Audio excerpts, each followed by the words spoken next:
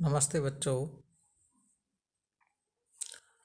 आज हम अर्धवार्षिक परीक्षा सत्र 2021-22 भौतिक विज्ञान कक्षा 12 के प्रश्न पत्र को हल करेंगे। ये प्रश्न पत्र बांसवाड़ा जिले का है।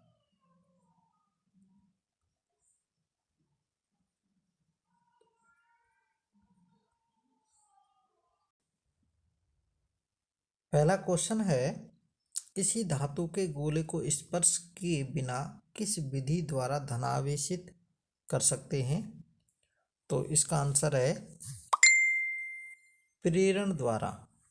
तो किसी भी धातु के गोले को बिना स्पर्श किए आवेशित कैसे कर सकते हैं? प्रेरण आवेशन द्वारा। आवेशन की 3 विधियां होती हैं, चालन, घर्षण और प्रेरण। तो प्रेरण विधि वो होती है जिसमें हम किसी गोले को बिना स्पर्श किए आवेशित कर सकते हैं। नेक्स्ट नंबर क्वेश्चन 2 है, समविभव पृष्ठ में से पारित फ्लक्स हमेशा होता है पृष्ठ के लंबवत होता है। इसका आंसर ये होगा। नेक्स्ट आएगी तो Q की विमा हो जाएगी A1 T1 और Q स्क्वायर है तो A2 T2 और W की विमा कार्य है तो M1 L2 T-2 तो M-1 ऊपर लेके जाएंगे, L को भी ऊपर लेके जाएंगे तो इसकी विमा आती है M-1 L2 T4 A2। Next question है, प्रतिरोध मापन के लिए उपयोग में आने वाला उपकरण। तो इसमें से अपन देख सकते हैं थर्मामीटर, तापमान के मापन के लिए गैल्वेनोमीटर, वोल्टमीटर। तो ये इसका आंसर आता है व्हीटस्टोन ब्रिज। व्हीटस्टोन ब्रिज की सहायता से हम अज्ञात प्रतिरोध का मान ज्ञात कर सकते हैं। लंबवत चुंबकीय क्षेत्र। नेक्स्ट क्वेश्चन है, लंबवत चुंबकीय क्षेत्र में गतिमान आवेशित कण के पथ का आवर्तकाल निर्भर नहीं करता है। तो इसका आंसर, तो जो आवर्तकाल है वो निर्भर करता है 2πm/qb। q आवेश होता है, b चुंबकीय क्षेत्र और m द्रव्यमान। तो इन पर आवर्तकाल निर्भर करता है। तो निर्भर किस पर नहीं करता? वेग पर। तो इसका आंसर होगा वेग। नेक्स्ट क्वेश्चन है, गलती से एक आदर्श वोल्टमीटर समांतर क्रम में लगाने के बजाय परिपथ में श्रेणी क्रम में लगाया है तो वोल्ट मापी,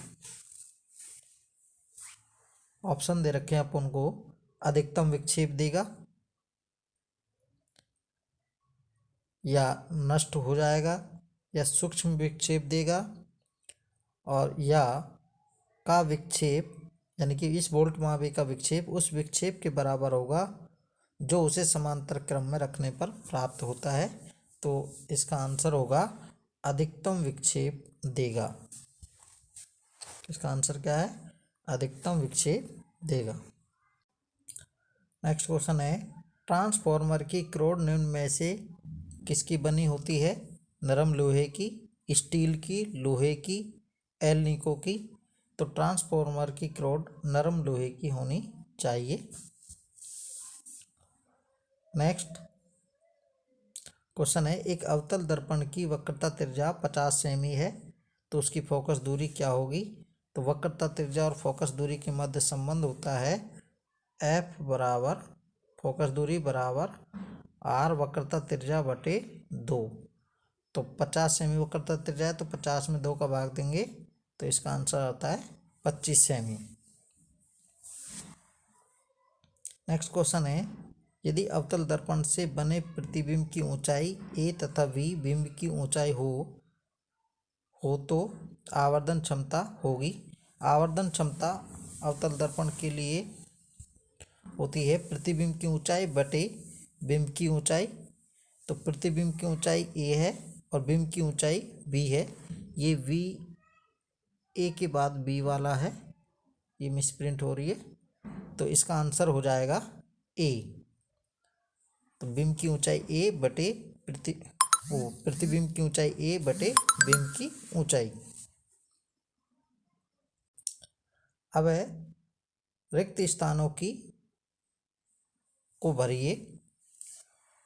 10वां क्वेश्चन है, ऐसा पृष्ठ जिसके प्रत्येक बिंदु पर विभव का मान समान होता है कहलाता है। तो ये कहलाता है समविभव पृष्ठ। समविभव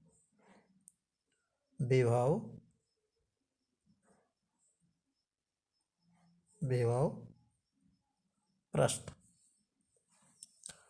नेक्स्ट क्वेश्चन है, सेल के अंदर धारा के मार्ग में आने वाली रुकावट को सेल का आंतरिक प्रतिरोध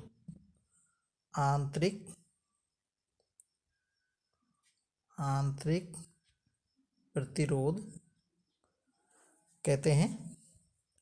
नेक्स्ट क्वेश्चन है, एक आदर्श एमीटर का प्रतिरोध होता है 0।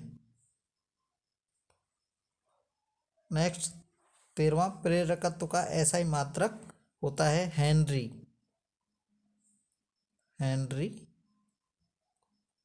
प्रेरकत्व का SI मात्रक होता है। नेक्स्ट क्वेश्चन है 14वां, इंद्रधनुष घटना के कारण बनता है। तो इंद्रधनुष अपवर्तन, पूर्ण आंतरिक परावर्तन और वर्ण विक्षेपण तीनों का संयुक्त प्रभाव से बनता है। तो इंद्रधनुष कौन कौन सी घटना? अपवर्तन, पूर्ण आंतरिक परावर्तन और वर्ण विक्षेपण या वर्ण परिक्षेपण भी कह सकते हैं। इन तीनों के संयुक्त प्रभाव से बनता है।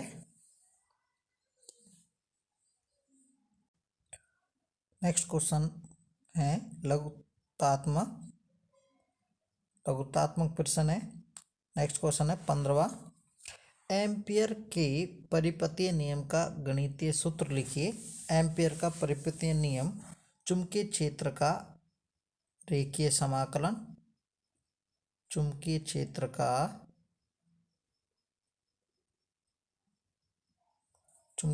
का रेखीय समाकलन बराबर होता है μ0 समेशन I। चुंबकीय क्षेत्र का रेखीय समाकलन B.dl बराबर होता है μ0 समेशन I। B चुंबकीय क्षेत्र होता है और dl अल्पांश, तो रेखीय समाकलन होता है। तो B.dl चुंबकीय क्षेत्र का रेखीय समाकलन बराबर होता है μ0 निर्वात की चुंबकशीलता और समेशन I एम्पियर लूप में से प्रवाहित होने वाली समस्त धाराओं का बीजगणितीय योग। तो ये इसका गणितीय सूत्र होता है। नेक्स्ट क्वेश्चन है,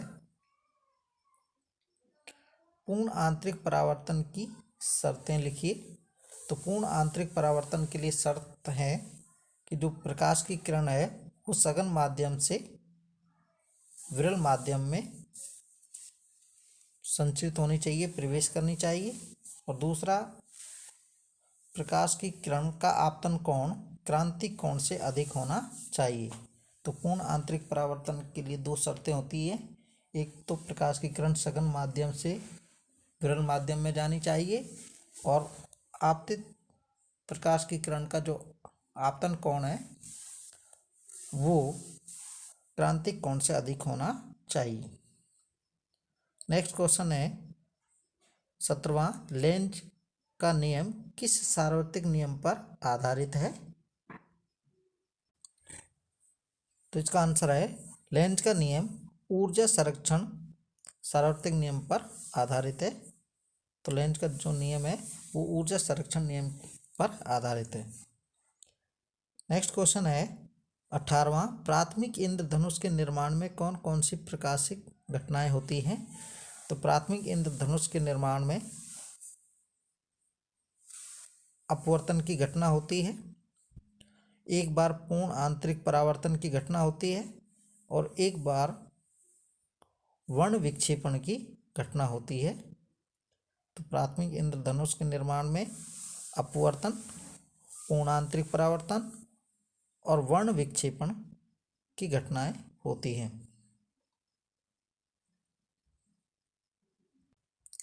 नेक्स्ट क्वेश्चन है, गोलीय चालक के पृष्ठ पर विद्युत विभव 5 वोल्ट है। चालक की त्रिज्या 10 सेमी है तो उसके केंद्र पर विद्युत विभव कितना होगा। गोलीय चालक के अंदर कोई आवेश उपस्थित नहीं होता है, इसलिए चालक के पृष्ठ पर जो विभव होता है वही उसके अंदर भी विभव समान होता है। इसलिए गोलीय चालक के पृष्ठ पर 5 वोल्ट का विभव है तो उसके केंद्र पर भी 5 वोल्ट का विभव ही होगा, यानी कि केंद्र पर 5 वोल्ट विभव ही होगा। नेक्स्ट क्वेश्चन, विद्युत द्विध्रुव आघूर्ण किसे कहते हैं। समरूप विद्युत क्षेत्र में द्विध्रुव पर लगने वाला बल आघूर्ण ज्ञात कीजिए। तो विद्युत द्विध्रुव आघूर्ण एक आवेश का परिमाण और दोनों आवेशों के मध्य की दूरी का जो गुणनफल होता है वो विद्युत द्विध्रुव आघूर्ण होता है। P बराबर Q इंटू डी। समरूप विद्युत क्षेत्र में द्विध्रुव पर लगने वाला बल आघूर्ण का जो सूत्र आता है वो आता है टॉय बराबर PE sine of theta.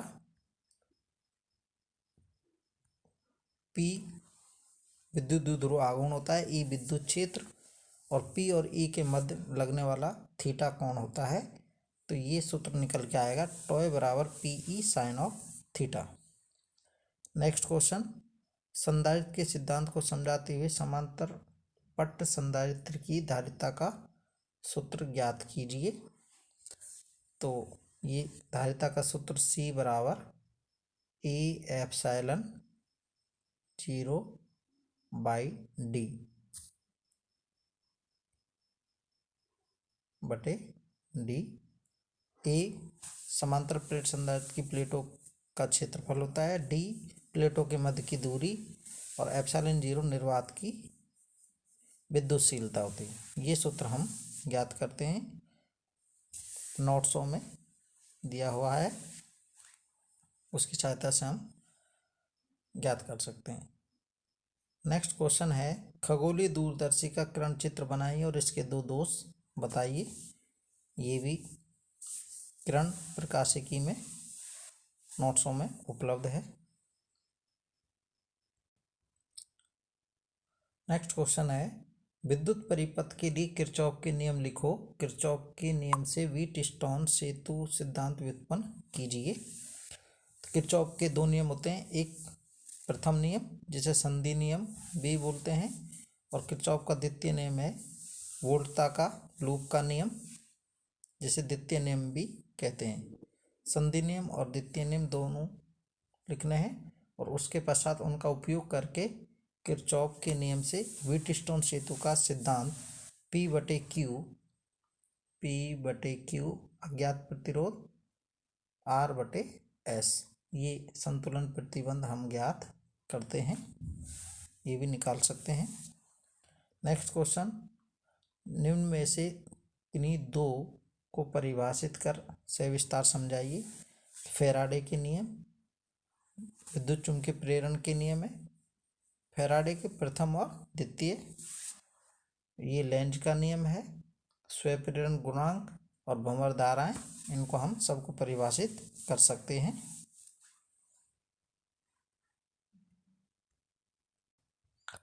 Next question 25, +4 माइक्रोकूलाम, 6 माइक्रोकूलाम, 3 माइक्रोकूलाम और एवं -9 माइक्रोकूलाम के 4 आवेश किसी बंद पृष्ठ के भीतर स्थित हैं तथा +8 माइक्रोकूलाम का आवेश पृष्ठ के बाहर स्थित है। पृष्ठ से निर्गत कुल फ्लक्स का मान ज्ञात करो। यहाँ पर हम गाउस के नियम का उपयोग करेंगे। गाउस का नियम कहता है कि गाउस से पृष्ठ से निर्गत फ्लक्स का मान फाई बराबर होता है समेशन क्यू, यानी कि गाउस से पृष्ठ से संबद्ध परिबद्ध आवेश बटे एप्सिलॉन 0।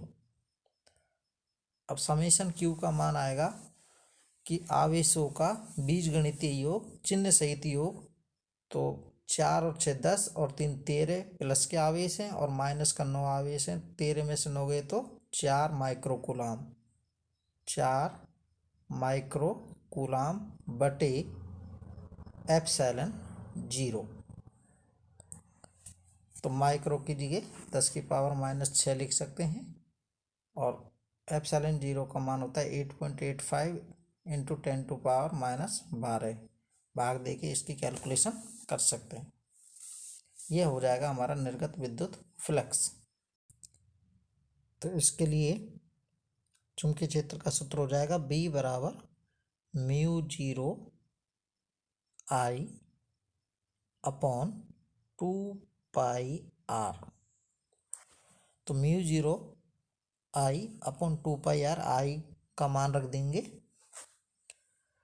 2 एम्पियर और R का मान 20 सेमी, इसको मीटर में चेंज कर लेंगे तो 0.20 मीटर हो जाएगा 100 का भाग देके। और μ0 अपॉन 2π, तो μ0 अपॉन 4π का मान होता है 10⁻⁻7, तो वहाँ से यहाँ मान रख देंगे और इसकी कैलकुलेशन कर लेंगे। नेक्स्ट क्वेश्चन, प्रत्यावर्ती धारा जनित्र का नामांकन चित्र, सिद्धांत व कार्य प्रणाली समझाइए। तो इसमें प्रत्यावर्ती धारा जनित्र का नामांकन चित्र बनाना है, वो नोट्सों में उपलब्ध है, देख सकते हैं।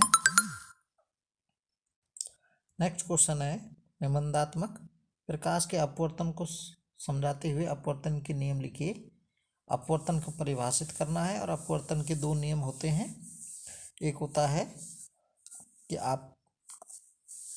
आपतन कोण की जा और अपवर्तन कोण की जा का अनुपात एक नियतांक होता है जिसे माध्यम का अपवर्तनांक कहते हैं और इसे स्नेल का नियम भी कहते हैं।